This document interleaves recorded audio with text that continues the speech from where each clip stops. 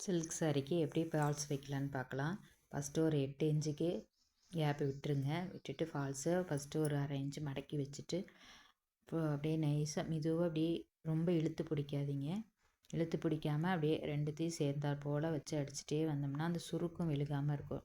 இல்லைன்னா அந்த ஜரி வந்து இதாக இருக்கும். மேலே வரும்போது உங்களுக்கு ஒரு மாதிரி முறுக்குன மாதிரி ஆகிடும். இந்தமாரி மெதுவாக வச்சு அடிச்சுட்டு லாஸ்ட்டில் வரப்பையும் ஒரு 1/2 இன்ச்சு மடித்து உள்ளார வச்சு ஸ்டிச்சிங் பண்ணிவிடுங்க. ஃபஸ்ட்டு இந்த பக்கம் வந்து எல் ஷேப்பில் வச்சு கைடை வச்சு லைட்டாக திருப்பி ஊசியை கார்னரில் வச்சு திருப்பிட்டு, அப்புறம் மறுபடியும் அதே மாதிரியே கொஞ்சம் கொஞ்சமாக 2 கை பக்கமும் வச்சு வச்சு துணியை சுருக்கம் இல்லாமல் புடவையை நல்லா தடவி தடவி விட்டுட்டு பண்ணிங்கன்னா உங்களுக்கு அந்த முறுக்கள் இல்லாமல் இருக்கும். இல்லைன்னா அந்த ஜரி வந்து ஃபால்ஸை நம்ம இழுத்துட்டோம்னாலும் முறுக்கிட்டு வரும்.